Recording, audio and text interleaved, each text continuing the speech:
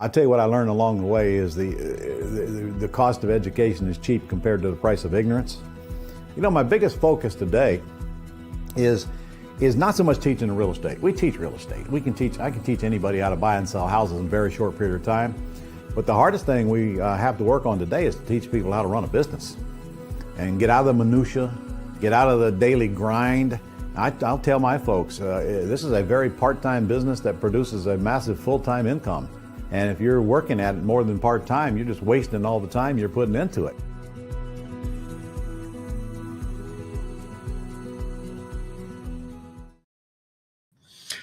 Well, hello there. I'm Ron LeGrand, and I'm so glad you could join me today. And before we get started on this online training, a couple of suggestions for you.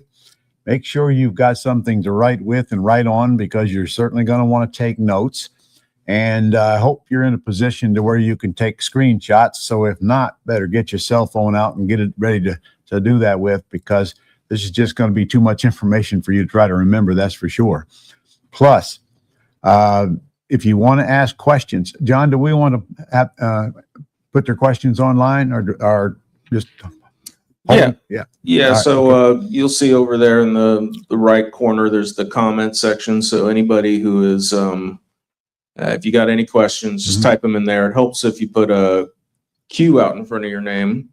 That way we can mark the question and know that when it's Q&A time, we'll go back and ask those questions. Yes. And we'll also give you a chance, if you want to use your webcam and come on live and talk to Ron and Nick, you'll have that opportunity too. I'll just have you type live in the comment section, and I'll invite you backstage and you can come up and speak to them. All right, we'll hold those till the end, but I promise you, if you don't either write them down or put them up there on the board now, you're going to forget them by the time we get through here. We are very honored to have our guest host today. His name is Nick Buhelos. Nick, you there? Yes, sir. Ron, the Godfather. How are we? Oh, I'm good, man. I'm good. All right. Can you just give us a brief description of what we're going to go over today? Yeah, absolutely. So what we're going to be going over today is a couple core aspects when it comes to legal, financial, and tax topics of the business. Where we're primarily going to focus is making sure that each and every single one of you understand max asset protection, max tax advantages, and max privatization, right? What my goal really is, and I think one of the reasons why Ron has me here today. He didn't become the godfather of real estate and arguably the most successful real estate educator under the sun for not making his community a lot of money. What my goal is today is for all of you to be able to leave here with the ability of saying, I know how I can make money, or in a lot of contexts is make more money with my real estate just by saving money on my personal taxes, right? But that is going to be the name of the game today, make money by saving money. And once again, it all starts with max asset protection, max tax advantages, and max privatization. Okay, now the first thing that I want to do is preface how we want to go about participating in today's online training. So if you're anything like me to a certain extent, you hear the term online training, and first thing that comes to mind is multitasking. Let me handle task at hand, all while tuning in to an informative type webinar, if you will. If that is how you're planning on participating today, make sure you notify myself or Ron in some capacity. Okay, the reason that I say that is Ron has a complimentary service put in place for each and every single one of you today that is of extreme importance. And I want to make sure that you're all accounted for.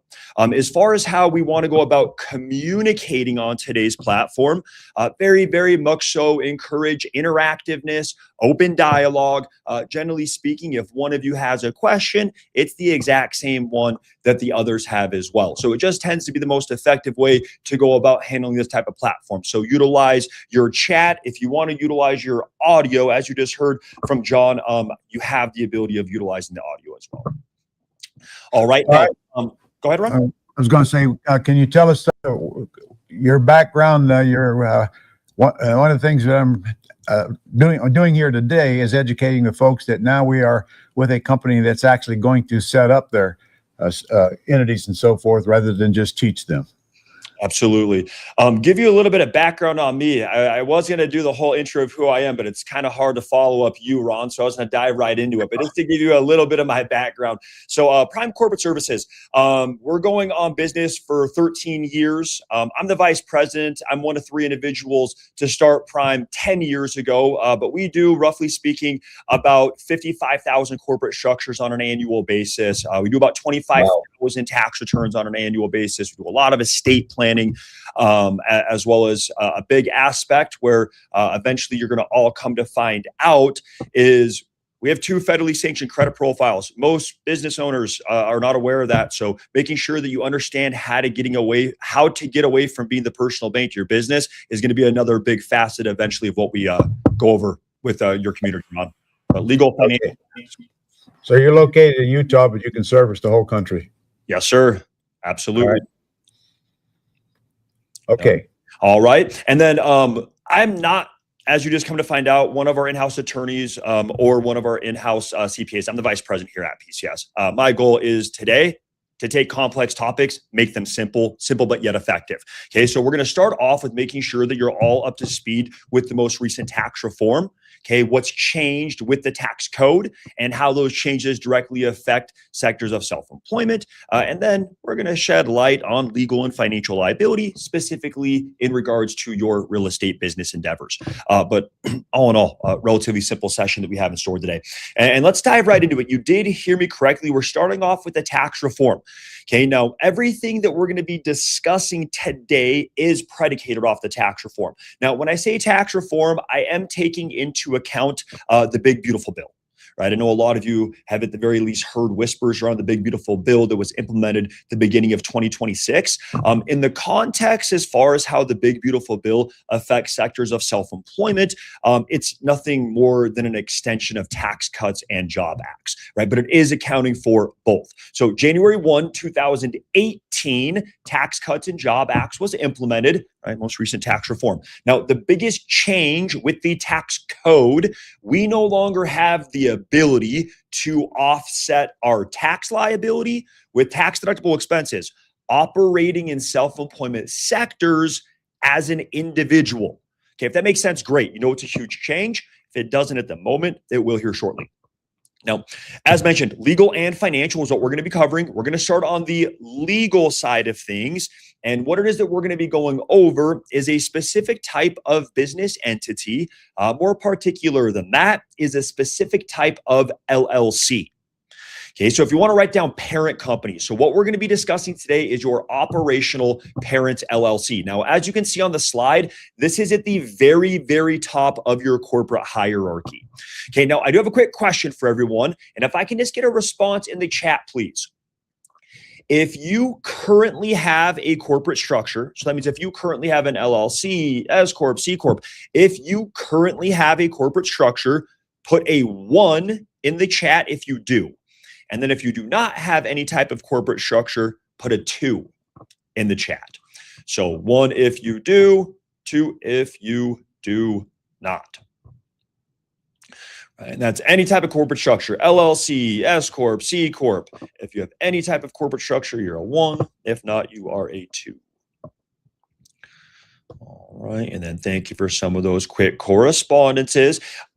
And we still are a little bit shy on the responses, so I just want to make sure that I'm as clear as I can be here. The reason why I'm as adamant around the correspondence aspect as I am is, yes, of course, I love to hear all of your feedback, but more than even just the feedback component, in order to be able to take advantage of the complimentary service that Ron has put in place for you, you're going to have the ability to correspond. Right. So make sure you figure out that chat feature. All right. Very good. Now, with that being said, whether you put a 1 or a 2 in the chat, it does not change the applicability in regards to anything that we're going to be discussing today. Okay, so once again, at the very, very top of your corporate hierarchy, you have your operational parent company. Now, what a parent company is an LLC that is structured out of one of our 4 haven states. Now, what the 4 haven states are: Alaska, Nevada, Wyoming, Delaware. Alaska, Nevada, Wyoming, and Delaware. Now, the reason why they're referred to as haven states, they're the most corporate-friendly states in the country. Okay, they have the most corporate-friendly bylaws. There's 3 advantages of these corporate bylaws. For those of you that are taking notes, you can jot down numbers 1, 2, and 3. Number 1 is max asset protection. Okay, so because of these corporate bylaws, you literally cannot have any better asset protection than you do out of these 4 states. Okay, so number 1 is max asset protection. Number 2 is max tax advantages. So these are all 0 income tax states. Okay, we're also going to elaborate in great depths in regards to the parent company's operating agreement and the different tax functionalities that it consists of. Okay, and then last, number 3 is max privatization. Okay, so the haven states are referred to as privatization states. Now, what that means is it's not public record who the members of the entity are. So it gives you the maximum anonymity. So at the very, very top of your corporate hierarchy, you have your operational parent LLC that gives you the max asset protection, the max tax advantages, and the max privatization. And then from that point, as you progress with your business endeavor, you diversify, you acquire assets, eventually you're going to have other LLCs in place that are owned by the parent company. Okay, once again, as you can see on the slide, the LLCs that are owned by the parent company are referred to as subsidiary LLCs. And all subsidiary means is plain and simple, it's a corporate structure that's owned by a parent company. Now, the reason you do your corporate hierarchy in this capacity, excuse my French here, but it kills as many birds with 1 stone as necessary. Just for the very simple fact, every LLC that is now owned by the parent company now inherently has the max asset protection, the max tax advantages, and the max privatization. Once again, it kills as many birds with 1 stone as necessary.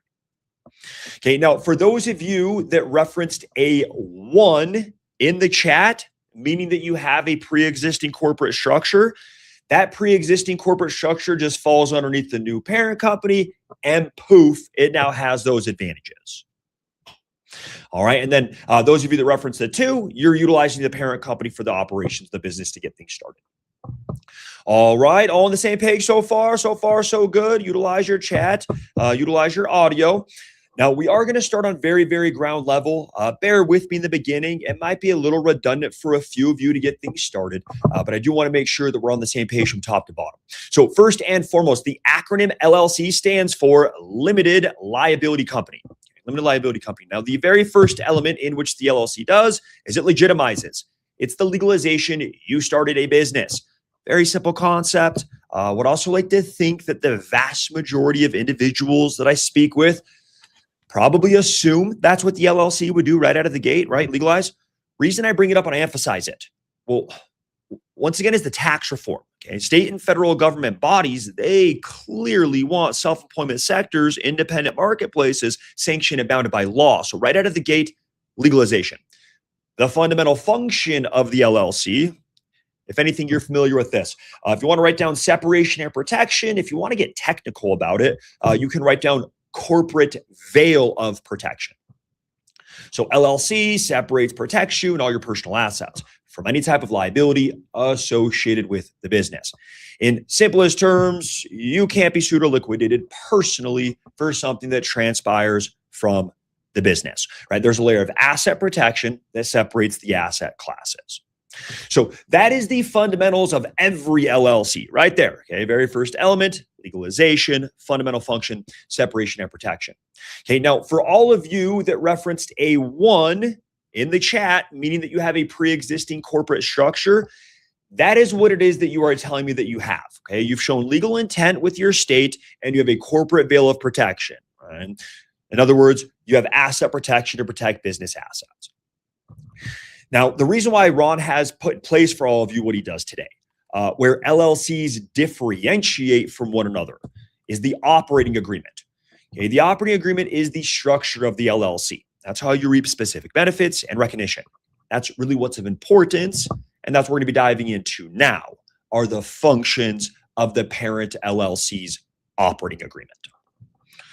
All right, we still on the same page? Now, the reason why the tax status is so critical is that's what gets you the legal credit of the endeavor as well of the arena of business in which you're a part.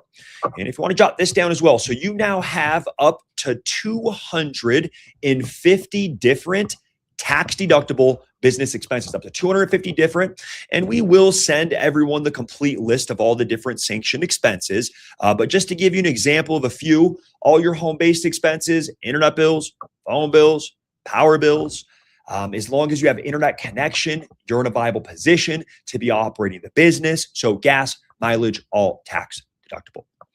And once again, we will send everybody the complete list of all those different sanctioned expenses. Now, some of the expenses that I do like to bring to the surface here are what I refer to as anyway expenses. Okay, and like, yes, hence the verbiage anyways, right? Expenses that we all have.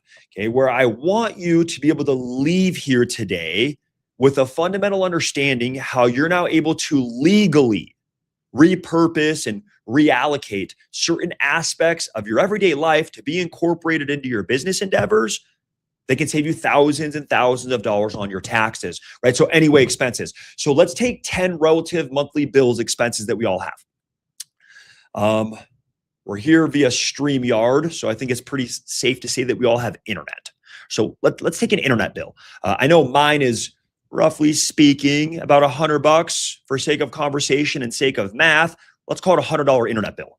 And then let's take 10 other relative bills like internet, phone bills, power bills, utility bills, portions of rent or mortgage, traveling, so gas, mileage, even food are now all tax deductible expenses. So 10 relative monthly bills expenses of $100. So 10 times 100 is 1,000. Now times that by 12 months in the year. That's now roughly speaking $12,000+ worth of tax deductions based off expenses that we all have anyways. Adds up quick. Okay, now to get an understanding how this actually affects your taxes, for whatever it's worth, my personal opinion, without a doubt, the most important function of all, as well as to paraphrase today's core goal, make money by saving money. This is the function that I was referencing. Okay, now I do have another quick question for everyone. And if I can just get a response in the chat, please. If you are currently generating income outside of the real estate business endeavor, so that means if you have conventional W-2, 1099, retirement, if you are generating income outside of the real estate business endeavor, put a 1 in the chat if you are. And then if you are not, put a 2 in the chat. So 1 if you are, 2 if you are not. All right, so that means if you have W-2s, 1099s, retirements, you have any type of income outside of the real estate business, you are a 1. If not, you are a 2. All right, and then thank you for those quick correspondence. All right, and then I just will make this statement one last time, just to be as thorough as possible. The reason why I'm as adamant around the correspondence aspect as I am. Yes, of course, love your feedback, but even more than just the feedback, Ron does have a complimentary service in place today for all of you that is of extreme importance. And I want to make sure that you're all accounted for. So make sure you figure out that chat. Okay. Now, with that being said, based off these responses, 10 times more important is this function for all of you. So I'm going to give you the by the book definition first, then I'll come back, break it down in a way that I find to be a little bit easier to conceptualize. But by the book first. So the pass-through function allows you to legally offset your gross taxable income with all of your business's tax deductible expenses. Let's simplify. Let's cut out the verbiage. Okay, if you just want to write down, apply all deductions against all income. Apply all deductions against all income. So that is exactly what this function allows you to do. So you're now able to apply all of your new business deductions. Once again, those 250 different max portion tax deductible expenses that you have with the parent LLC, not just against the income that you're generating from the real estate business endeavor, but against your overall gross taxable income across the board, including against the income that you're all respectively generating with whichever reason it is that you referenced a 1 or a 2 in the chat, right? Against the W-2s, 1099s, retirements. If you're married, filing jointly against your spouse's income, against all income. So huge, huge benefit on a personal level, right? If you were to really think about the parent LLC's tax functions, just analytically here, it could be nothing more than a legal tax shelter for all of your personal sources of income, right? It simply just gives you additional tax deductions to apply against all sources of income that you wouldn't have the ability of taking without. Right? As odd as this is going to sound, as much of a paradox as this is going to sound, but where many of you actually have the most to gain this very moment from the parent LLC's tax functions is potentially with your personal sources of income. And let me put a little bit of context behind that statement as well as the slide that you're all looking at. So the example on the top is an example of an individual who grosses $65,000 a year of personal income. Okay, whether that income is W-2, 1099, retirement, right? Makes absolutely your spouse's income. It makes absolutely zero difference, right? But $65,000 a year of personal income, and the individual on the top does not have a parent LLC that consists of these functions. Does not. So with that being said, Uncle Sam comes in, takes on average 26%. In other words, the IRS comes in and takes a little over $13,000 away from this individual every year in the form of taxes. Example on the bottom, it's the exact same individual, $65,000 a year of personal income. However, individual on the bottom does have a parent LLC that consists of these functions, which opens up the gates to the different tax advantages that we're discussing. And they're able to get their tax liability down to a little bit under $8,000.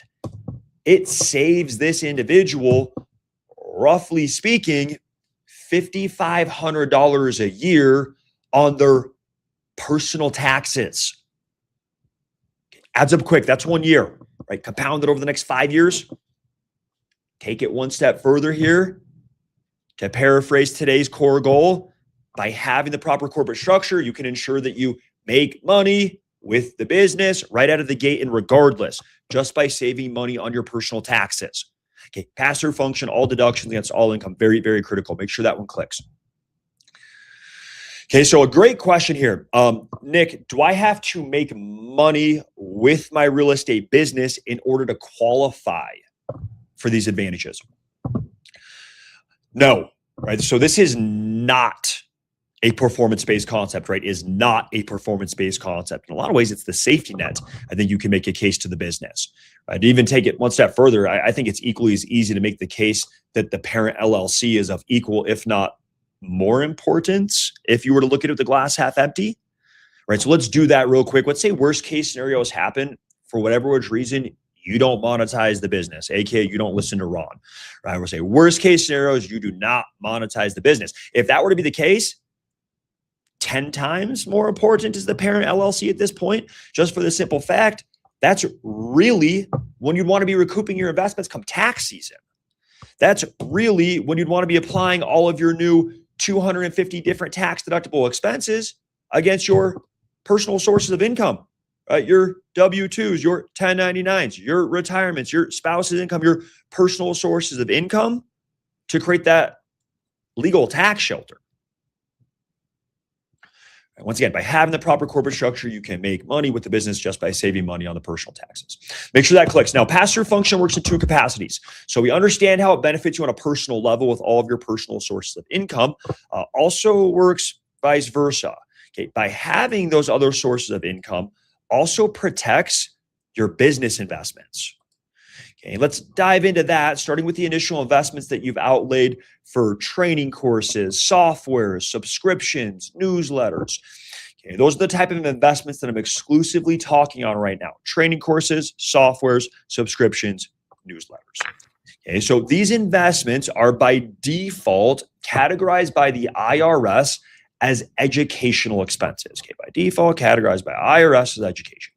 So IRS thinks one of two things have transpired. So they think that the individuals, Arjun, David, Michael, Amy, everybody here, either decided to go back to school and you're not going through an accredited university, or you have upwards of a $1,000 to $10,000 hobby on your hands. Indifferent to them, personal expenditure. Let's bring the tax code full circle one last time. No longer do we have the ability to itemize as an individual. So I do emphasize this just because personally find it to be of the more critical on the tax side of things. But with the parent LLC, these investments are all now 100% tax deductible as a legal business startup expense. 100% tax deductible as a legal business startup expense. Okay, that's why Ron has in place for all of you what he does today, right? So investments that you've made with him are protected, right? Most importantly, you've got the proper recognition for what they are. And also keep in mind, that's not just a tax deductible expense that you're itemizing. That's a 100% provision. You want these investments coming back to you come tax season regardless. Last function I want you to write down, compliance. Earning your business compliance. So we obtain your EIN and your NAICS code with the parent LLC. That's what gets you the legal credit of the sector. Banks, lenders, they all require that it's been obtained. So that's something that we get for you as part of the parent LLC is your EIN and your compliance. And that is everything that goes into the operational parent LLC right there. It sounded like it resonated with you all extremely well. I did get a couple questions that I'm going to elaborate on here in a moment when I open it up for a Q&A, as well as we'll explain to you here shortly what Ron has in store for everyone. But before we progress any further, let's open it up for some questions. And let me get caught up on a couple of these. So the first question I saw come through, Nick, is there any way that I can still get credit for the different investments and expenses that I've made prior to having the parent LLC prior? Yes. So we do a retroactive intent date with the parent LLC that by default allows you to capture all investments and expenses for the complete calendar year of 2026 from a tax deductibility standpoint. So yes, everything by default is in play for the complete calendar year of 2026 from a tax deductibility standpoint. And then the caveat to that, well, Nick, is there any type of assistance that you can give me for investments and expenses that I made in prior years, 2025 and so forth? Yes, there's light at the end of the tunnel for all of you as well. Okay, so just to fill everybody in on this front. We do, as mentioned, roughly speaking, about 25,000 tax returns on an annual basis. We have in-house CPAs. I personally think that it's a very good idea to get an understanding how we recommend you start keeping records, itemizing, above all, what to expect as far as returns go. It's a critical year for all of you from a taxation standpoint. You have all of these new deductions, you have big startup provisions, you have personal sources of income. Bottom line is you all have a ton to gain, and we want you to know what to expect. So we will set you up with an opportunity to speak to one of them at some point. All right, great question. Can I convert my pre-existing LLC into a parent company? No. So in the literal sense, yes. In the actual sense, no. Okay. And the reason being is you'd have to do two different amendments. Okay? You'd have to do an amendment to the state as well as, above all, an amendment to the operating agreement. Based off what Ron has put in place for all of you today, the amendments are significantly more expensive than it is to go new. Not only is it significantly more expensive to do the amendments, also skyrockets your risk of audit, right? Two biggest red flags that correlate to risk of audit are penalties and amendments. And then lastly, amendments pierce privatization, so you can never have privatization. So between it being significantly more expensive, skyrocketing risk of audit, and piercing privatization, new is the name of the game 1,000 out of 1,000 times. Okay, but also what makes this super simple and effective, the big thing that hopefully you're all leaving with today, max asset protection, max tax advantages, and max privatization. The only way that you can have that is with a parent company. What makes the parent company so effective is all of your pre-existing LLCs that you have, they just fall underneath the parent company and poof, it now has the advantages. Right? So it just falls under. You don't amend just because, once again, the purpose of it, once again, excuse the French here, but kill as many birds with one stone as necessary. Right? So pre-existing corporate structures just fall underneath, and they now have the max asset protection, the max tax advantages, and the max privatization. All right. John, I see BOI, so beneficial ownership of information. That's no longer a thing. So that lapsed the beginning of this year, right? So that was a hot topic in all of 2025. We actually invested a significant amount of resources to accommodate that change that was looking like, I never thought it was going to be sustainable, but it looked like it was something that they were looking to push. It is null and void. That is no longer a thing. Do you spread deductions out over multiple years? You can, right? So you can amortize expenses and investments. What dictates, Valerie, how you go about your tax mitigation is going to be based off of your income, right? So if it makes sense to spread it out over a course of several years versus taking it all up front, you can. Or if you're making a significant amount of income and you want to mitigate your taxes in that calendar year, well, you could do that as well, right? But yes, you do have the ability of amortizing. LLC versus S Corp. Okay, so probably one of the biggest misconceptions. Let me give you a quick 10,000 foot view of all three corporate structures that have functionalities, right? So LLC, S Corp, C Corp, write those down. LLC, S Corp, C Corp. So those are the three corporate structures that have functionalities. So everybody put a massive X through the C Corp. So there's nobody here that should be operating a day-to-day business out of a C Corp. Okay, reason I say that is you cannot avoid double taxation with a C Corp. How a C Corp fundamentally works from a taxation standpoint is you're taxed on 100% of the income that the business generates on the corporate tax bracket. You then have to pay yourself out a minimum distribution of 35%, where you're then taxed on all 35% of that on the personal tax bracket. So you cannot avoid double taxation with the C Corp. C Corps are meant for big business conglomerates, large amount of shareholders, not day-to-day operational anything. So C Corp never. LLC versus S Corp. Probably the biggest misconception that I come across is this one right here, right? LLC versus S Corp. So keep in mind, LLCs and S Corps are identical entities. Okay, an S Corp is an LLC with a different tax election.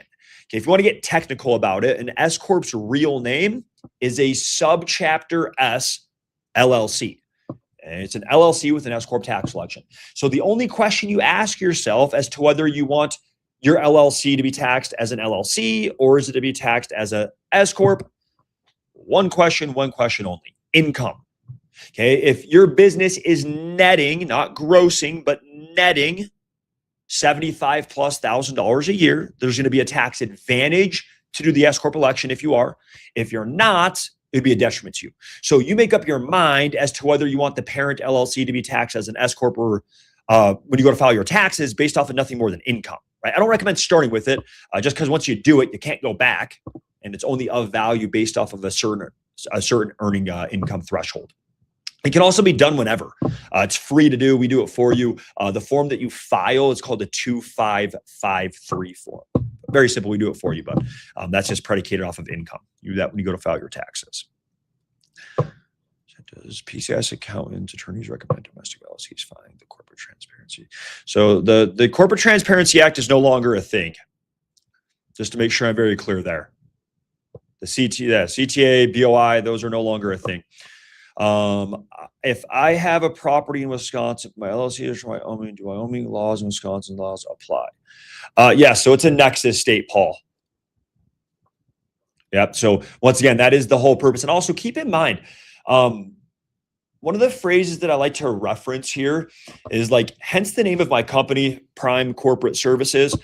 This isn't a PCS thing, right? This isn't a Prime Corporate Service thing. This isn't a PCS thing. This is an IRS thing. I didn't make the Haven states. I didn't make the corporate bylaws. So don't shoot the messenger. But yes, that's the whole purpose of the parent LLC. Once again, max asset protection, max tax advantages, max privatization. So everything that you have, regardless of where you're at, gets those advantages. Hey, Nick. Yo, Ron. Can we hold the questions until you get through with your presentation? Yeah, absolutely. All right. Now, I'm going to briefly touch base on the financial side of things, right? So I made reference to this earlier, but most individuals are not aware that we have 2 federally sanctioned credit profiles. Okay, now I do have another quick question. And if I can just get a response in the chat, please. If you currently have a PAYDEX credit profile, that's P as in Paul, AY, D as in David, EX, PAYDEX. And if you don't know if you have one, you don't have one. If you currently have a corporate credit profile, it's called a PAYDEX. But if you currently have a PAYDEX credit profile, put a 1 in the chat if you do. And then if you do not have any type of corporate credit profile, put a 2 in the chat.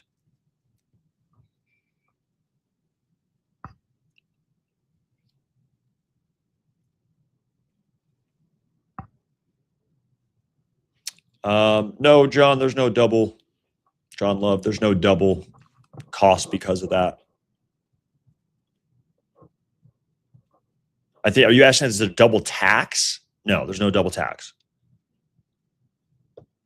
No, remember the tax advantages. No, but everything flows through to the state that you live in. But no, there's no double taxation. That's the beauty of the Haven states. That's why they created them. Okay, so the vast majority of individuals do not. Okay, so as referenced, we have 2 federally sanctioned credit profiles, right? We have our personal FICO. You all know what that is, right? Our personal FICO credit score. We can also establish a corporate credit profile referred to as a PAYDEX. Okay, so what the personal FICO is to you as an individual is what the PAYDEX is to the LLC. Now, a little bit different in nature are the two, the FICO and PAYDEX, that is, just for the very simple fact, you're not just inherently given the PAYDEX credit profile with the business. You actually have to go through certain steps and parameters to establish it. Not rocket science, but a process. Where they also differ is in how they're built. And let's touch base on the FICO real quick, just because I know that you're all familiar with it. Give us a little bit of bearings more than anything. So number 1, as long as you have a social security number, you are inherently given a FICO credit profile, right? They're synonymous. If you have one, you have the other. Not only that, but how we build our personal FICO credit score. Pay your bills back, pay your borrowers back, score improves, opportunity to borrow more, the FICO. Now, the PAYDEX on the other side of the spectrum, being that it's unassociated with you just on a personal level, before the financial institutions are willing to leverage you any type of capital, they want you to prove your credibility prior to receiving it, okay, prior. And then if you want to jot this down. So your PAYDEX score ranges from a 1 through 100 rating. 1 to 100. And if you also want to write down 75. So 75 is at minimum the goal for any business owner. Okay, and then once again, just to give us a little bit of bearings here. So our personal FICO ranges from a 300 to 850, PAYDEX 1 to 100. Excellent rating on the personal FICO credit score, 700 or higher. Okay, having a 780 on the FICO is the equivalent of the 75 on the PAYDEX. All right, we all on the same page there. Now, the reason I say that 75 marker is at minimum the goal for any business owner, once accomplished, you're now what we refer to as is a self-sufficient business. Okay, the business is now walking and funding on its own 2 feet. Okay, utilizing corporate funds, business lines of credit, capital unassociated with you just personally. Okay, you want to get away from being the personal bank to the business. Okay, even more than just getting away from the personal bank to the business, need to get away from being solely personally financially liable for the business. Okay, very, very easy way to break this down. Think about it in a binary, right? So as you can see on the slide, on the left side is personal. That's us, right? That have social security numbers that are tied to our FICO credit profiles, right? And also hence why everything that's tied to your FICO is tied to you and why you're personally financially liable for it, right? So personal, social, FICO. On the other side, you have the business, right? That's your corporate structures, your LLCs that have EINs. You all know what that is, employer identification number. That's the business's social that's tied to the PAYDEX credit profile, right? So LLC, EIN, PAYDEX. You want everything that you're doing in regards to the business from a legal as well as from a financial standpoint to be falling on the LLC linked to the EIN that you're developing the PAYDEX credit profile off of. So regardless what happens with the business doesn't come back and affect you personally. There's no limit to how many businesses you can start and how many PAYDEX credit profiles you can establish and build. We have one FICO, we have one social. You don't jeopardize that for something potentially out of the business's hands, right? They gave us 2 federally sanctioned credit profiles for a reason: personal, business. Separate the 2. Okay, now here at Prime Corporate Services, as you guys are coming to find out, I think that we work with some inherently dense type of topics, right? Legal, financial, tax. There's 70,000 pages of tax code, flooded with different tax functions and different tax provisions. There's a lot of different methodologies to go about corporate structures and mitigating taxes. What it is that I really try to surface here is taking, once again, these complex topics and making them simple. I personally think the financial aspect is the easiest testament to this. And what I mean by that, keep it simple. Double your financial resources. I have literally never had anybody in the 10 years of doing this come back and say, Nick, I wish I had less money. Not only less money, but less money of a financial resource that was designed to be utilized for what it is that we're doing. Business.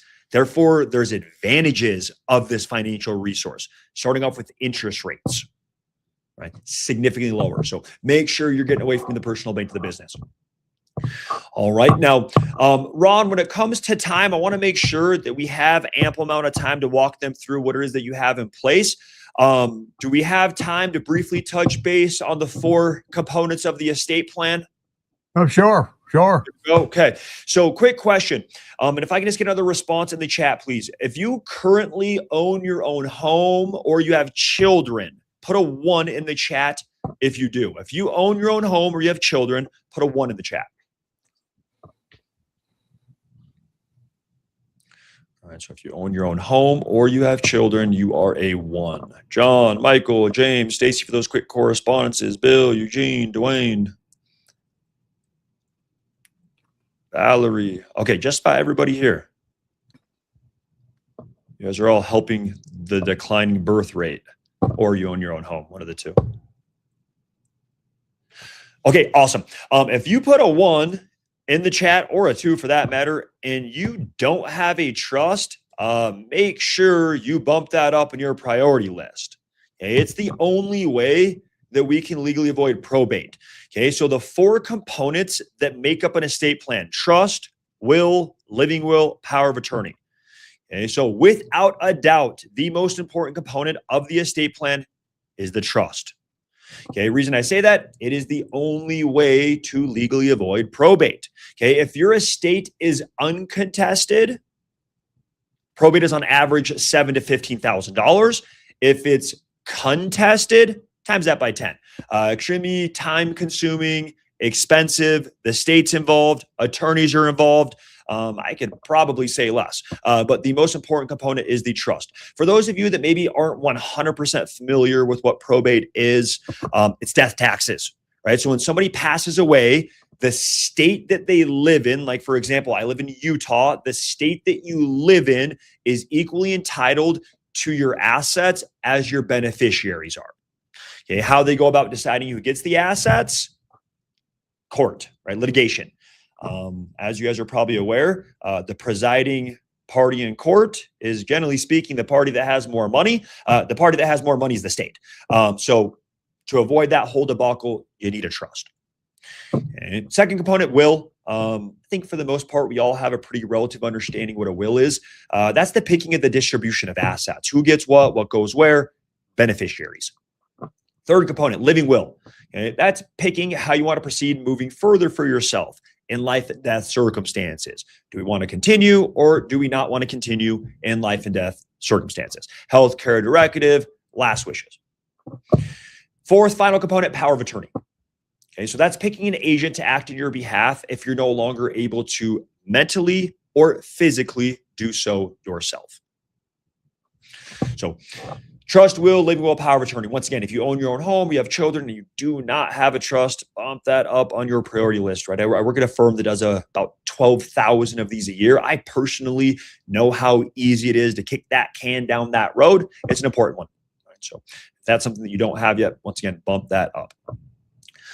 All right. Now, before we get wrapped up and I explain to you what Ron has put in place, what I also do want to bring full circle, because we just touched base on a couple other topics. I want to bring it full circle back to making sure that everyone leaves here with the core priority. And that's making sure that you have max asset protection, max tax advantages, and max privatization. It all starts from there, right? Where if you do not have a parent company out of a haven state with a parent company operating agreement, you don't have that. Make sure you're able to say, I made money by saving money. It's as simple as that, right? So to make sure everyone is on the same page, that is the name of the game today. All right. Now, with that being said, Ron, do you have any questions that maybe I haven't touched base on that you think would be good for the community? Or are we good to explain them what you've been gracious enough to provide? Well, let's take their questions first. But John can holler them out to you if you want. Make it easier than you trying to find them. John, can you handle that? Yeah, we have a few. If you already answered them, let me know. I see John said earlier, is the order of Haven states, Alaska, Nevada, Wyoming, Delaware, in order that give the most privacy? If not, which state offers the maximum privacy protection? Great question, John. So no, not in order. Wyoming offers the most privacy. It's a non-disclosure state and doesn't list members. Wyoming has the most privacy. Our June says, are we to assume these deductions are only relative to single member LLCs? So vague question, right? In my line of work, right? Just for the very simple fact, like when somebody tells me they have an LLC, once again, in my line of work, it's not telling me a whole lot, right? All it is that a default Secretary of State LLC does are the two functions that you're looking at, right? It shows legal intent with your state, and it gives you a corporate veil of protection, right? In other words, you can go pay a state filing fee to protect a business asset. Asset protection is important if you have business assets. If not, it's theoretical. What's always of importance are your tax advantages. Okay, so there's 70,000 pages of tax code that's flooded with different tax functions and different tax provisions. So needless to say, there is a lot of methodologies to go about structuring an LLC, where I don't know what your operating agreement consists of, or if you even have an operating agreement. Therefore, I don't know if your single member LLC, your multi-member LLC, whatever your corporate structure is, consists of any type of tax advantages, right? That's the reason why I always say, if you don't know, you don't have. We're simple today. If you don't have a parent company out of a haven state with a parent company operating agreement, you don't have the max asset protection, the max tax advantages, and the max privatization, where that's what you need to make sure that you do have. So it's virtually impossible for me to speculate on like what somebody's corporate structure consists of, if that makes sense, John. And yeah, I'd like to remind everybody, if you want to come on live, use your webcam, talk to Nick and Ron, just type live there in the chat section, and I can invite you back stage and put you on with them. Steven said, any advantage or disadvantage of having your personal home in an LLC? Yeah, you can't. Right? You can't put your personal home into your LLC. Not allowed to do that. Can't be for personal. That's cannot, not can. It's cannot. Okay. Yeah, cannot. Cannot. Yeah. Yes, cannot do that. Luz says, in what scenario is a C Corp beneficial? So we did briefly touch base on all three corporate structures, but to reiterate that, it's not. Right. So C Corps, the reason why I say it's not, just to resurface this, you cannot avoid double taxation with a C Corp. Right? How a C Corp fundamentally works from a taxation standpoint is you're taxed on 100% of the income that the business generates on the corporate tax bracket. You then have to pay yourself out a minimum distribution of 35%, where you're then taxed on all 35% of that on the personal tax bracket. Right. So cannot avoid double taxation with a C Corp. C Corps are meant for big business conglomerates, large amount of shareholders, not day-to-day operational business. So C Corp never. Dwayne says, I live in Florida. If I create the parent company as a Delaware company, can the subs I do my real estate business be a Florida LLC? Absolutely. Right. So your subsidiaries are going to be wherever you're holding that revenue generating asset. Right. So if you have a rental property in Florida, the parent company that's going to be out of Wyoming, I'll give you a little bit of a teaser because it's the best state and cheapest. Your subsidiary would be out of Florida. But yes, absolutely. There's no limit to how many subsidiary LLCs your parent company can own, as well as there's no limitation to how many different states that those subsidiaries can be out of, right? Remember, overarching purpose of the parent company. Somebody told me I could use a little bit less abrasive of a term, and they told me I can say, feed as many birds with one seed as necessary, but you get it. Kill as many birds with one stone as necessary. That's the purpose of the parent company. So it doesn't matter where the subs are out of. That's the reason why I was saying, all of you that reference that you have a pre-existing corporate structure, that pre-existing LLC just falls underneath the new parent company, and now it has all the advantages.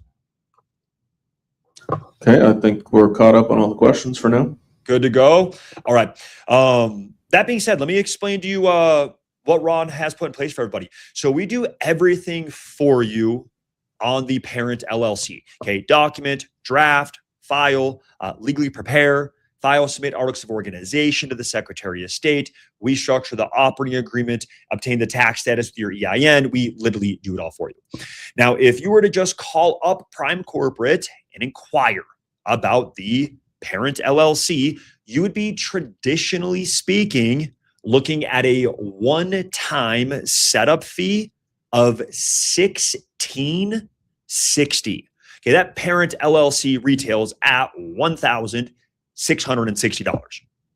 Now, what Ron has put in place for everybody today is all of you that are participating will receive, if you want to write this down, will receive a complimentary parent LLC. Okay, one more time, everyone participating today, that's all of you, will receive a complimentary parent LLC. Now, what that means is rather than paying the retail $1,660, the only thing that you have to cover is the hard cost based off the filing fees in the state in which we structure the LLC. One more time. Only thing that you have to cover is the hard cost based off the filing fees in the state in which we structure the LLC. Okay, so everybody write this down. The state that you should all be doing your parent LLC out of is Wyoming. Okay, one reason only, it's the cheapest. It's also the best, but it's the cheapest. Okay, from a corporate standpoint, the haven states are identical for the most part. So there's no massive advantage to go from Alaska to Nevada to Wyoming to Delaware. So go with the most cost effective as well as the best. As well as write this down. So once again, all it is that you have to cover rather than the retail fees is the hard cost. Wyoming's fees, $203. So rather than paying the retail, all it is that you have to cover is the $203. Okay, now the last thing that I want everybody to write down is registered agent. Okay, so in order to have a LLC, you have to have what's called a registered agent. Okay, so a registered agent accommodates two factors. So factor number one, write down physical location. So in order to have an LLC, you actually have to have a physical location in that state. We are fortunate enough that we have a registered agent in every single state, so I can literally structure an LLC anywhere. But once again, do it out of Wyoming for a reason I mentioned previously, most cost effective. The second factor of the registered agent, write down privatization. So in order to keep all of your personal information anonymous, like your name, your home address, your phone numbers, your emails, in order to keep all of your personal information anonymous and private, you have to have a registered agent. Long story short, in order to have an LLC, you have to have a registered agent. So last thing that I want you to write down. So for PCS to be the registered agent, there's a one-time initiation of $40, and then there's a $10 a month fee to maintain it. In other words, it's $120 a year for your LLC to have max asset protection, max tax advantages, and max privatization. Any questions on the complementary parent LLC? Right. Also, give Ron a massive shout out. As I made reference to earlier, we do over 50,000 corporate structures a year at a retail level, right? Beyond cool, what he's done today to ensure that everybody in his community is able to leave here with the ability of saying either A, I've made money by saving money, or I know that I got max asset protection, max tax advantages, and max privatization. My son and I are setting up a LLC. He lives in a high state income, and anyone can find information on member. I want to have a parent LLC in one of the haven states and have the LLC under high tax. So that's everything that we just got done going over, John. Parent company at top owns the LLC that your son lives in, and now it has max asset protection, max tax advantages, and max privatization. Hey, Nick. Yes, sir.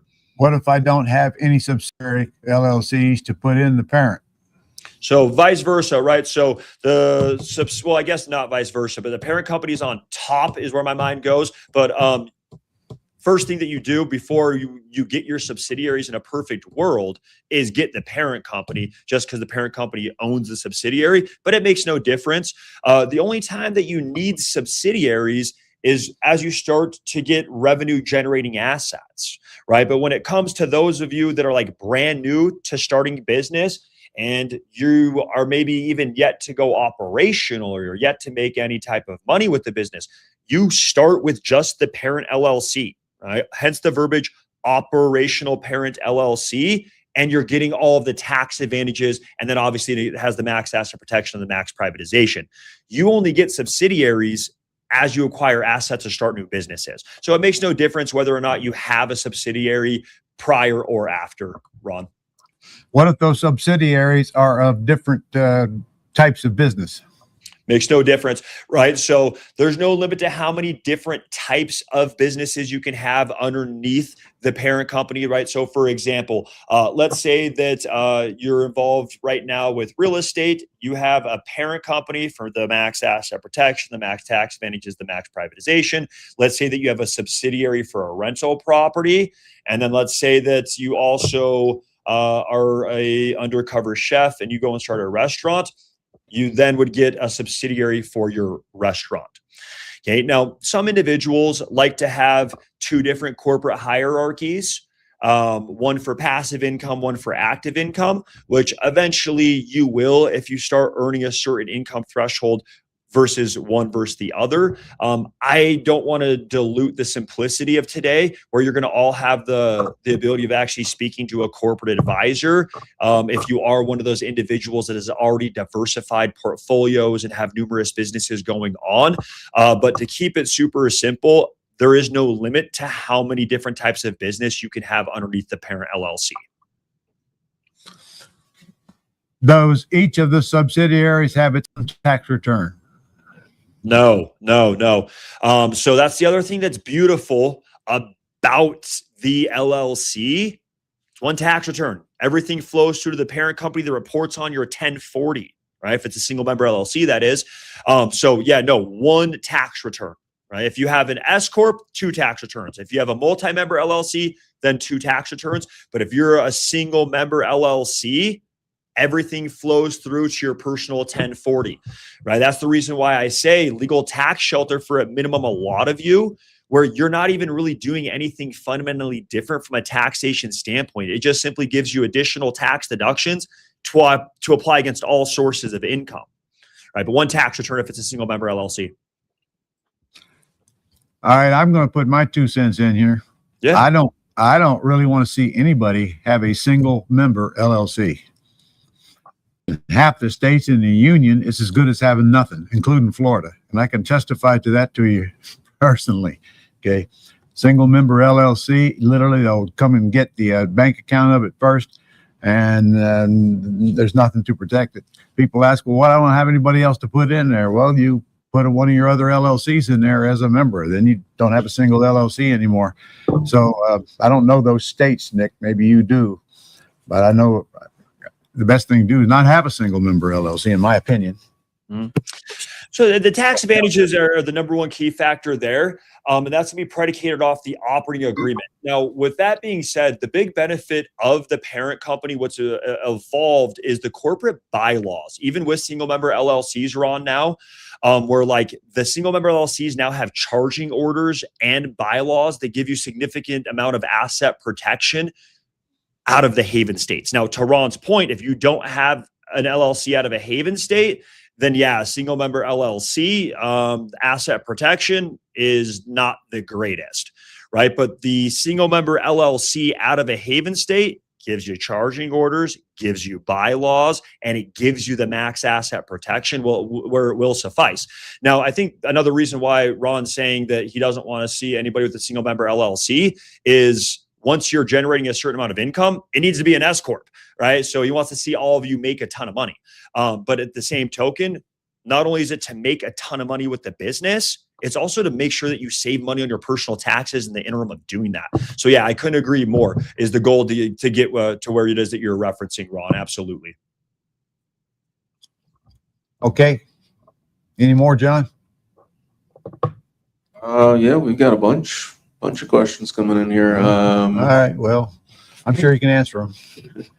Andrew said, is it a good idea to operate out of a parent LLC, or did we answer this already? Or out of a subsidiary LLC? So subsidiary, more often than not, if it's active income, once again, the parent company is fine to operate out of, right? Subsidiaries are only now necessary based off of having a revenue generating asset, right? So if a lot of you are like brand new, and let's say like you're wholesaling a property, your parent company will suffice for all of the advantages that we just got done going over. When you diversify and you go and buy a rental property or something in the nature of that is when you're going to want to have the subsidiary, right? So today, simple parent company is what you need. And then when you have the opportunity to speak to one of my tax advisors based off of what it is that you're doing, will dictate whether or not you need a subsidiary or not right out of the gate, right? I'm a huge advocate for growing into your corporate hierarchy to make sure that you're utilizing the corporate structures for what they are, rather than what they theoretically will be, right? But for the most part, not for the most part, active income, parent company's fine. Passive income, yes, you want a subsidiary. So it depends on what type of real estate you're doing.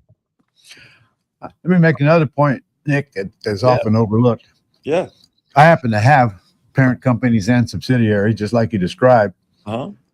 But one thing I keep forgetting is you can't take a distribution out of a subsidiary if the parent company owns the subsidiary. You have to take the distribution out of the parent company. Yes, sir. You know, that's an easy one to forget. Absolutely. Yeah. And another one that is very easy to forget, the way that I remember that, everything flows through to the parent company. It's up and to the right. Yeah. That's the distribution. Also, I have my couple of my children in as I think 0.5% ownership of the parents. Yep. And whenever I take a distribution, I have to give them their prorated share, as little as it is. All I'm saying is, if you ever get attacked, you want to make sure you're acting like a corporation, and you know the rules. And another big mistake is people pay their personal expenses out of an LLC, which is an absolute no-no. Take a draw, put in your own bank account, and then pay your personal expenses out of that. All little things that are not hard to learn, but you'll learn along the way. Nick, when you, suppose I just want to call your company and go over what I got. And I'm trying to figure out what I need to set up my estate. You got somebody that can handle that conversation? Absolutely. So I'm going to share this link right now, and this will take you to a one-on-one. Initially, Ron, I was going to have them check out on the online cart with the complimentary LLC that you provided. But what it is that we'll do, I just shared this link in the chat, and it will take you. It's not looking like it's live. Is there any way, John, that you can share that link live that I just shared? I think you have the other link, John, where this link that I just shared will take them to a one-on-one.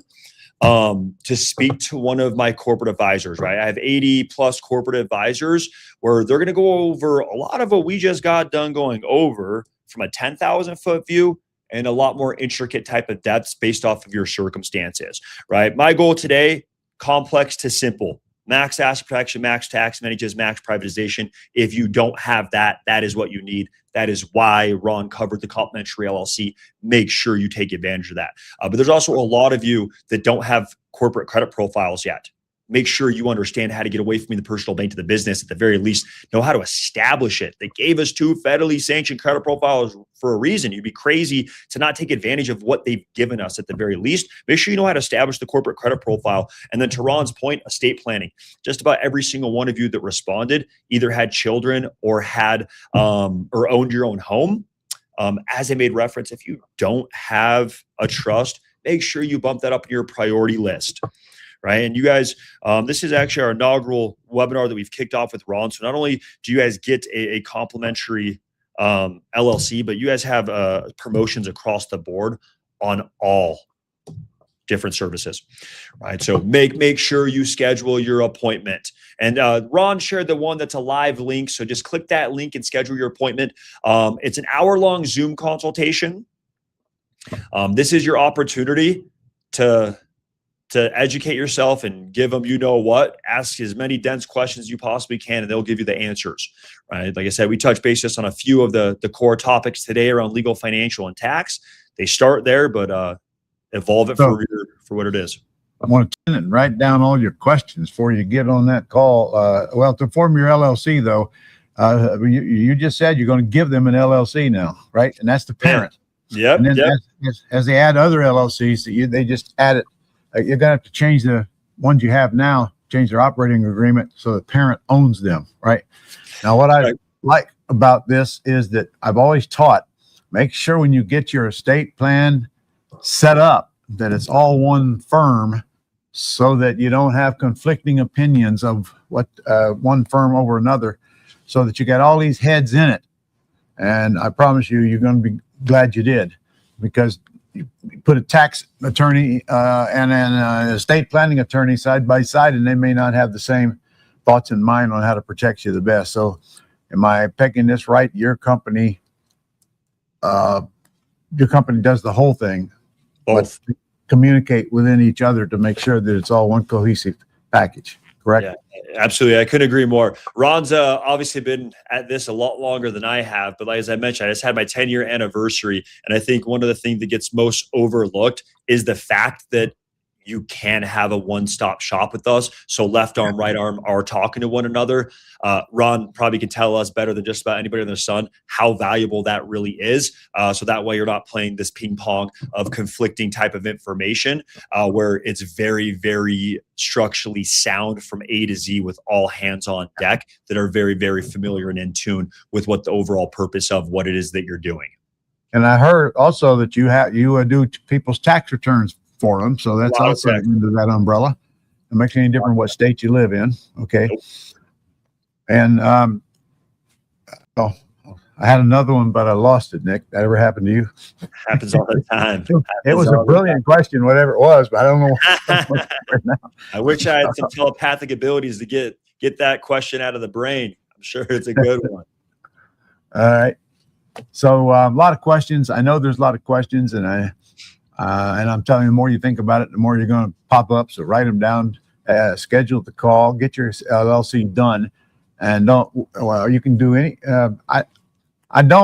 I would not suggest that you operate your business out of the same entity that you put tenant buyers in for long-term growth. far as I'm concerned, those are two different entities, but they still can be in the same parent. Absolutely. Yeah. Yeah, active versus passive are separate. That's 100% the case. The one thing that I just want to put a little bit of context on. So Ron made reference as far as like your pre-existing corporate structures falling underneath the new parent company from an ownership standpoint. Okay, what's going to dictate whether or not you actually want to make the new parent company the owner of the pre-existing LLC is whether or not your pre-existing corporate structure is private.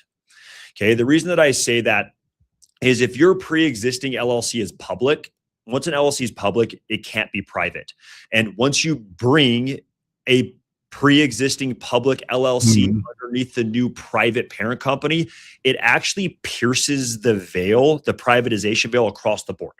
Okay, so with that being said, it's not a huge deal. And the reason that I say that is just by having the parent company, just by having it, even if it doesn't own your pre-existing LLC, but just by having it, your pre-existing LLC still gets the max asset protection and the max tax advantages because everything flows through to the parent company regardless from a taxation standpoint, right? The only thing that you'll never have with the pre-existing LLC is privatization, and you've never had it regardless, right? So if you want privatization, you're going to have to go new. But other than that, you still get two of the three advantages no matter what.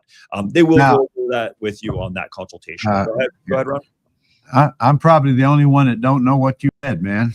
is what you just said. You do not want to put existings into the parent. And frankly, you'd want to see the operating agreement, probably change it all anyway. Might as well just start another one. That's what I'm saying. Yeah. So the point was two points. Once an LLC is public, it can never be private. If your pre-existing LLC is public and the parent company owns it, it ruins the privatization for both. So to Ron's point, 99.99999% of the time, if you're looking to maintain privatization with all corporate structures, you got to go new. Okay. All right. Any more questions, John? Yeah, probably more than we have time to get to today. Right, let's fire them away here. All right. Don says, can you put your personal home in a trust? We answered that one already. Oh, trust. I'm sorry. Yeah. You can and should, in my opinion. I'll let Ron answer that one for me equally as simple as I would. To keep it. Yeah. Yes, absolutely. Yes. John says, if you have a parent in a haven state and a subsidiary in a high tax state, do you pay for one LLC setup and get one comp with Ron's deal? So Ron's deal, as of right now, we'll evolve it. I'm going to say that we're going to grandfather you in on your subsidiaries. So you just have to cover the cost in the state in which we structure the LLCs out of. So if you get a parent company out of Wyoming, got to cover Wyoming's fees. And then let's say that you live in Florida and you get a subsidiary out of Florida, you got to cover Florida's fees, right? Rather than the retail 1660, that's all it is that you guys have to cover that are participating today. Last time I looked, Florida was $150 a year. 125 to be exact now. I think it's got a little bit cheaper since last time. Yeah, which that's right. Surprising. Usually since we get paid that, you're right. 125 now. Yeah. Marco asked, does the Wyoming formation include custom operating agreement and included provisions? Yes. The beautiful thing about like Wyoming and Haven states, it takes the need of customization out of the equation to a certain extent, right? Just because the purpose of the operating agreement is two things: asset protection and tax advantages. And then there's obviously the aspect of privatization, but that's more on the registered agent. But asset protection, privatization, Wyoming's default corporate bylaws are the best corporate bylaws under the sun, right? So it essentially gives you the best customization verbiage you can have from an attorney just based off of the default corporate bylaws. But yes, it is a customly drafted operating agreement. That's what gives the ability of the different tax functionalities and provisions that you have. So yes, absolutely.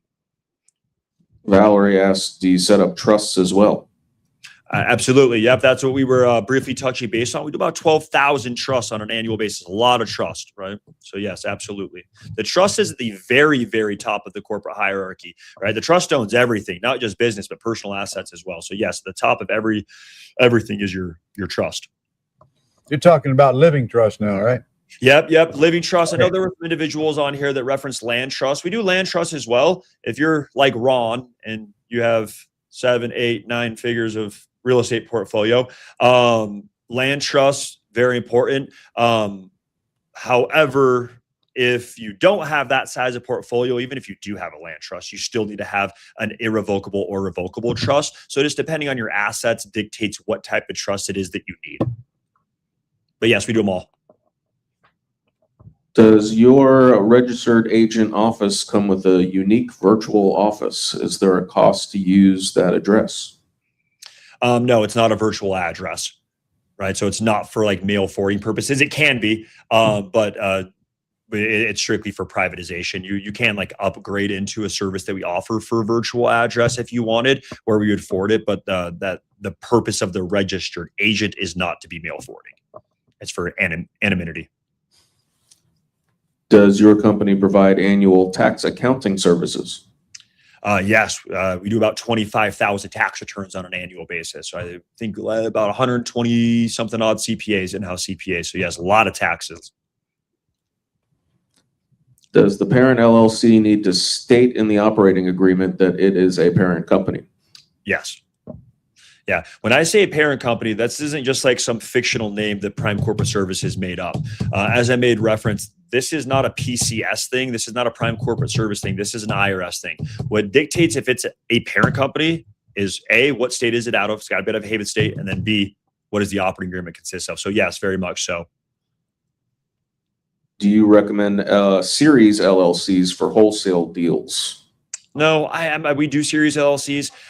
Still yet, after sitting down with my attorneys to figure out like what's the additional value of a series LLC, and I don't think that there is one, just because it doesn't give you additional asset protection, where the parent subsidiary structure does, right? Where there's only 3 components that make a corporate structure more optimized than another: asset protection, tax advantages, and privatization. It doesn't provide you any additional value from an asset protection standpoint. So yes, we do them. No, I don't like them. Parent subsidiary is the name of the game. I got to intervene there. I'm trying to figure out why they need an LLC to do wholesale deals. We flip the contracts. We don't ever buy the property. There's no place to put an LLC, unless of course you're going to close on it first. And I've done that quite a bit, but no, you don't. The goal is to get paid without buying the property in the states that will allow it, and that's most of them. Yeah. The assignment of the contract. The only thing that I will say, Ron, in my opinion, is I want to secure the lowest hanging fruit wins. And the reason I reference that is since 2018, with the proper corporate structure, you all had W-2s for the most part, right? You had some type of personal income when I asked that question. By having the parent LLC, you're now able to apply your business deductions against your W-2 taxes, creating that legal tax shelter. So regardless whether the business is making money or you've gone operational, let's make money with this business by saving money on your personal taxes. And the LLC is the contingent, the parent LLC is the contingency to that. So it's still say, make sure you show the legal intent just for the tax advantages. But to Ron's point, when you're wholesaling, you're doing an assignment of a contract, that's simultaneous, where you're not really needing asset protection. But the tax advantages, yes, maintained regardless. That's why that intent is so critical. But yeah, to Ron's point, wholesaling, you're doing an assignment of a contract.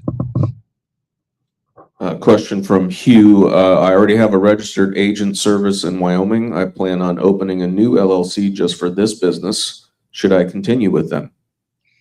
Should you continue with the registered agent, you're asking? Discretionary. We're probably cheaper. That's all it is. But you can change it to us. Makes if we're cheaper, or keep them. It makes no difference. That's discretionary. But yeah, you can. I got to make another point. Yeah. Guys, we bring you this stuff so that you can get educated, but also so that you can get set up. But I don't want you to form any entities unless you're clear on why you're forming it and how to handle it after you formed it. So that's step one. I hear people all the time, I need this for that. I can tell by listening to them, they don't really know why they're forming them. Again, just make sure you know what you're doing. And simply work with people that know what they're doing. Because if you don't, you're going to get in a mess. You're going to have a whole bunch of LLCs. You don't even know why you got them.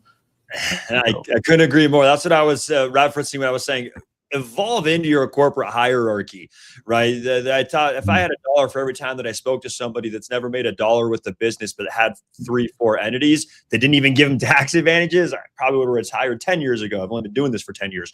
Needless to say, know what it is that you're doing. Know what it is that you're doing, know what the effectiveness of it is as well. That's really the whole purpose of the consultation that Ron's covered, right? Initially, it was just going to be, Ron, let us get everyone taken care of with the complimentary LLC. And he was adamant that not only you guys get the complimentary LLC, but you get the education and the opportunity to speak to an advisor in a one-on-one type of setting to make sure that you appropriately are going about navigating your corporate structures, as well as really just making sure you know what they do. But the one thing that I will say, keep it as simple as possible. I'm sure you're all sick of me saying this. Max asset protection, max tax advantages, max privatization. It starts with that parent company. Yeah, that's why I want you to work with a company that knows what the heck they're doing. I often tell people, Nick, you ain't going to like this one. Just because somebody's got initials after their name don't mean they're all that smart. Just means they passed the test. That's all that means. So I'm glad we found each other. Yeah. No, all right. Good. How many more you got there, John? More than we have time for. We'll fire away because we got about 10 minutes left to take questions. All right. Tracy, I have 3 rental properties and 2 commercial properties in Philadelphia that I want to have LLC in Wyoming and asset protection. That's not really a question, is it, Tracy? Good job, though, Tracy. Let's go. Yes, get a hold of them, Tracy, and find out how you need to title these things. Now, that's the answer to your question because I can see you're a little confused. More like not. Sounds like you need a quick claim deed. We'll talk you through that. But yes, to Ron's point, that's the next step. Sherry says, I have a Nevada LLC I've been using for years. If we put the Wyoming parent company over it, where would the registered agent be for the Nevada LLC? It doesn't change. So every LLC you have needs its own registered agent. So if you have a Wyoming parent company, the registered agent, that's the principal address, is out of Wyoming. If you have a subsidiary out of Nevada, it has a registered agent out of Nevada. So every LLC has a registered agent, its own. All right. Phil asks, what makes a LLC public and what makes it private? 2 things. So the state that you structure it out of. So you heard me use the phrase non-disclosure. So Wyoming, Alaska used to be, but they've changed. They're still classified as a haven state, but they're no longer a non-disclosure state. So their privatization isn't good. But Wyoming, Delaware, Nevada are non-disclosure states. That's what makes them private. So the state is one aspect. And then the second aspect is the registered agent. That gives you the principal address. So state and registered agent is what dictates the privatization. Need both. Lawrence says, so if I get the parent LLC in Wyoming, when I do business in another state, where do I open the subsidiary? Out of whatever state that you're doing the business out of. Luz says, if I refer someone to you, can they also get a complimentary consultation? I think Ron has to answer that because he's the one that's covering them. But no, I'm sure he'll say yes. Yeah, that's fine. It's cool with me, Ron, if it's cool with you.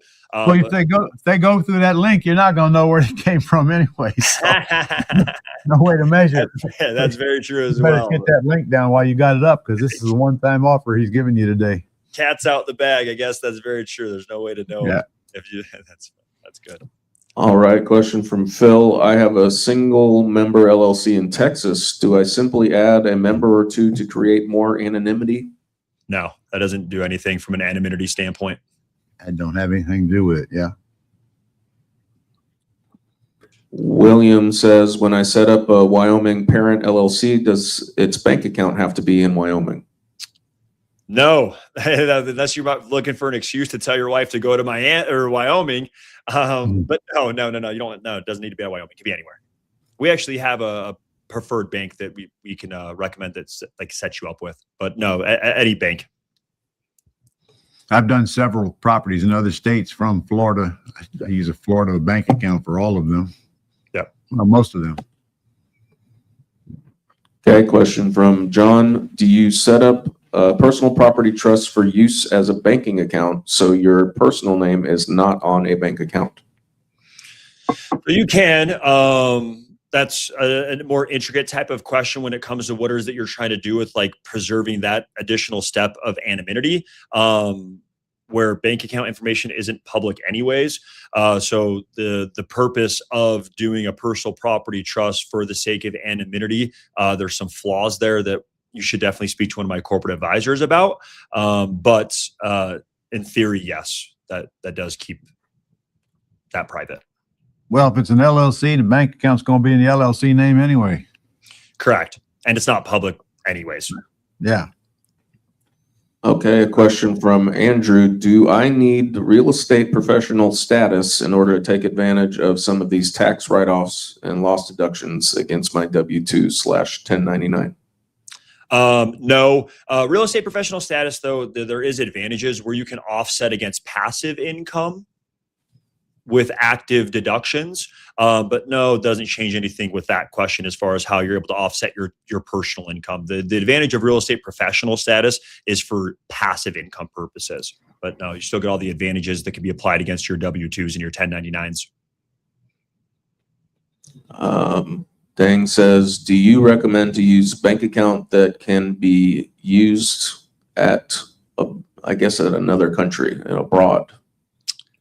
I mean, Ron, feel free to interject, but I don't think that there would be any type of advantage of that, just because if the income is being generated here in the United States, it's being taxed here. If it's being generated in a different country, it's being taxed there more often than not. We do have a lot of tax treaties with other countries, but I don't know what the advantage of having a bank account that you can have in numerous countries would be, other than like organizational as well as just like practicality purposes if you do a lot of traveling. But like from like the context of which we're talking on, like asset protection, tax advantages, privatization, there wouldn't be any. But I think that's more just discretionary if like you do a lot of abroad type of things where that's a question that needs to be dealt with by somebody who really is in that and knows the answer. I do know this: if you live in the States and you do business in another country, you're okay until you bring that money to the States. Then you're going to pay taxes on it. So all of this foreign stuff and all these stacking entities and everything that you hear in seminars, you ain't going to get away with any of that crap today. The best thing you can do is don't dance with that gorilla called the IRS, because they got more money than we do. Just learn the simple rules and get good advice and follow it and stay out of trouble.